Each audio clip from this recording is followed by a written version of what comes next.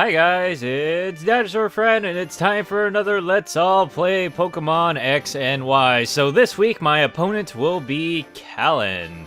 I'm hoping I'm pronouncing that name right, because I usually tend to pronounce words very incorrectly. I know I do that a lot, but now let's go ahead and, I guess, introduce the teams a bit. Once again, I am using my quote-unquote A-team, but once again, I said, I don't actually think this team is quite the best. It's good, but there's still some glaring weaknesses that I found out, and I really don't want to keep using this team, but you will see this occasionally coming up again, because this is actually the last battle of the first week. When I posted up the video, I got a bunch of requests that people wanted to play. This is the last battle of the first week, so you will be seeing this team still quite a bit in the weeks to come, but I have stopped using it just because it had a couple of glaring flaws. But anyways, my opponent, Callan, actually seems to be a very well-seasoned Pokemon player. This battle does get a little clippy, so let's go ahead and get this battle started.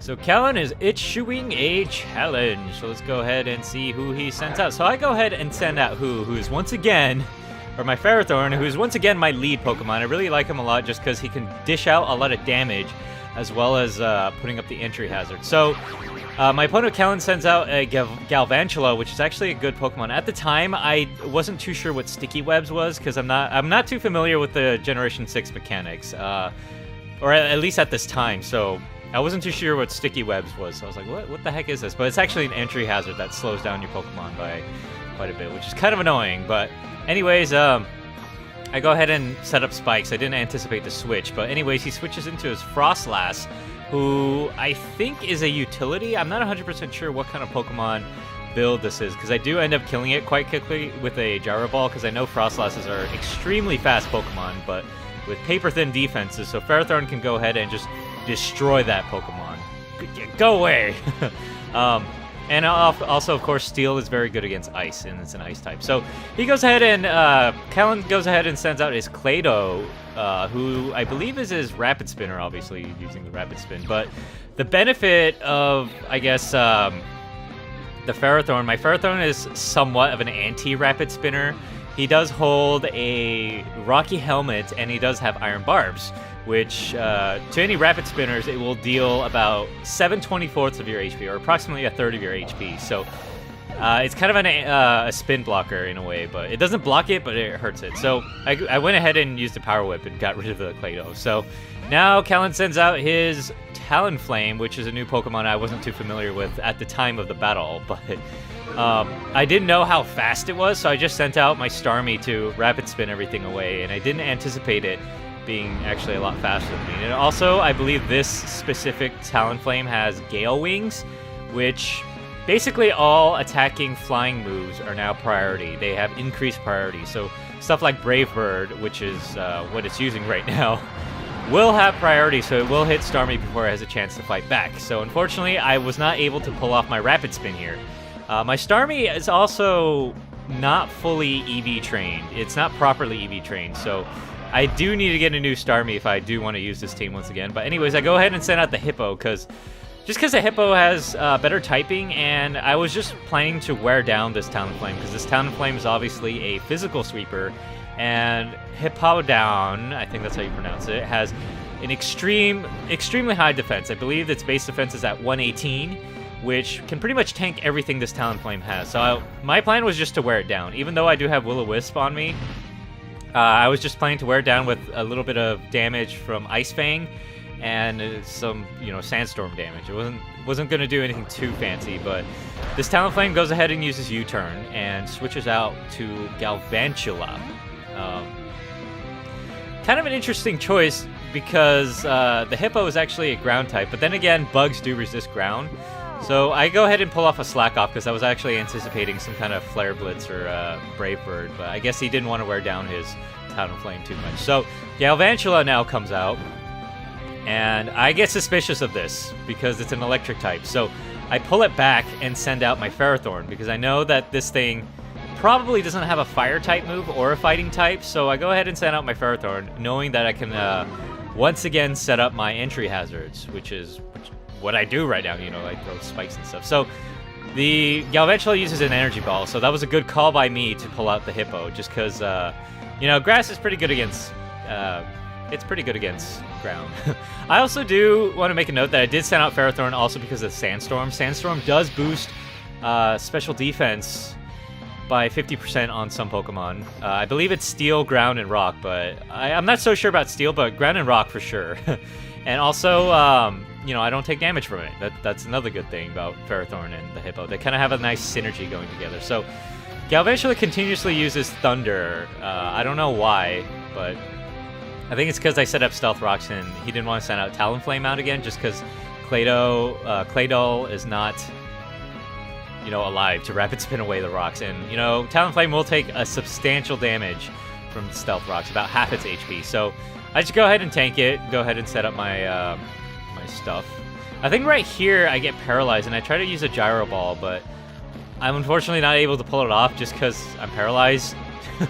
But paralysis is actually good for Gyro Ball, because Gyro Ball is actually dependent on speed. The damage is dependent on speed. The slower you are compared to your opponent, the more damage Gyro Ball does.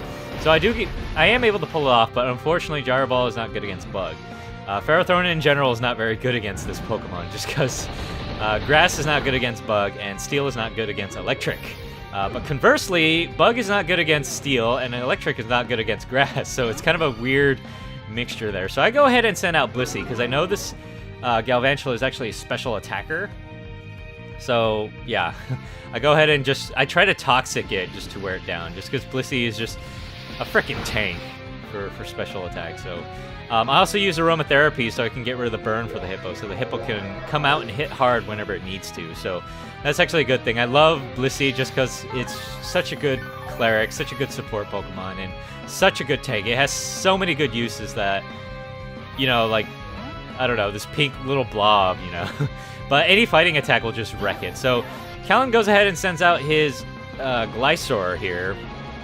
And I unfortunately did use Toxic, hoping to poison the Galvantula, but I actually accidentally hit Gliscor here, which actually ends up healing with poison instead. But I'm pretty sure this Gliscor had a Toxic Orb, so it wouldn't really matter too much in the long run. So this kind of sucked on my part, but anyways, I go ahead and switch out Blissey because I know Gliscor is a physical attacker, and I sent out the Hippo in hopes of just tanking the damage that it needs to. So, unfortunately, these entry hazards are beginning to wear down my team, which is kind of annoying, but I do what I must. So, Sandstream is now kicked up, and Trollstar uses Sky Uppercut, which is a fighting move he was planning to use on Blissey, but I'm pretty sure if that hit Blissey, it would have been pretty bad. So now Trollstar, the Gliscor, uses Ice Fang, which is unfortunately a critical hit and does a lot of damage to the Hippo.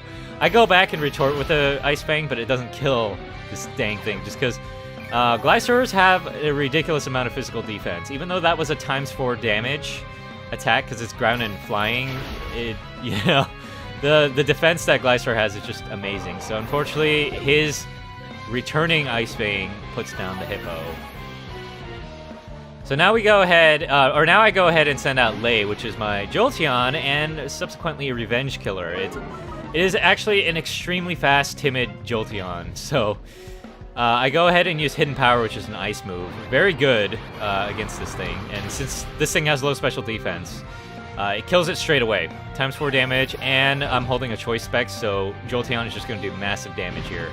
So now I go ahead and sit and wait for the next Pokemon, which is Talonflame, which unfortunately takes so much damage from Stealth Rocks. Ouch! Ouch, being Fire Flying just hurts with Stealth Rock. So he goes ahead and uses his Flare Blitz, which is actually ending up to be a suicide move. Unfortunately, my Jolteon does faint because that damage was just ridiculous, and Jolteon has just paper-thin defenses. So they end up kind of killing each other here, which is hilarious in some aspects. So now the Sandstorm subsides, and I go ahead and send out Charizard, who is actually pretty much my premier Pokemon on the team. I didn't want to send out Charizard too quickly just because I didn't want him to, you know, die, so I never really sent it out first. He's kind of a late game sweeper for me, but what's kind of funny here is when Callan sends out Galvantula, the entry hazards just kill it. I love it when entry hazards end up killing weaker Pokemon that get sent out. I find it hilarious. I have no idea why, but I just love it when it happens. So now Callan sends out his Greninja, which is extremely, extremely fast. It's able to outrun my Charizard. Well, it should outrun Charizard just because its base speed, I think, is around 120, which is ridiculously fast. 120 base speed is really fast. Charizard has 100, which is already considered decently fast, but 120 is just wow. So now Callan uses a Surf, and with, you know, the stab damage and critical hit, it does so much damage to Charizard X. But right here, I start feeling comfortable because after I got off a Dragon Dance, you know, it's pretty much over here since Greninja has paper thin defenses. And I assumed that this Greninja was a special sweeper just because from Surf. So I was pretty confident that Blissey would have been able to take it in the end. So anyways, what a battle. Definitely one of the closer battles I've had in the first week of battling you guys. I do want to make a note that I feel that the turning point of this battle was when Callan lost his Rapid Spinner.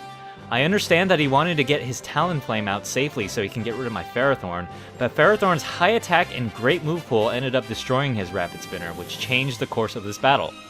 I feel maybe if he sent out his Gliscor to take care of Ferrothorn instead of Talonflame, this game would have been even closer. Since Gliscor has fighting moves like Sky Uppercut and a high defense, as well as reliable healing, it could have taken on Ferrothorn easily. Anyways, thank you for playing with me, Callan. So if you guys like what you see, hit that like and subscribe button, and remember to follow me on Facebook and Twitter for more info on the Let's All Play series. So anyways, hope you guys enjoyed this episode, and I shall see you guys on the next one.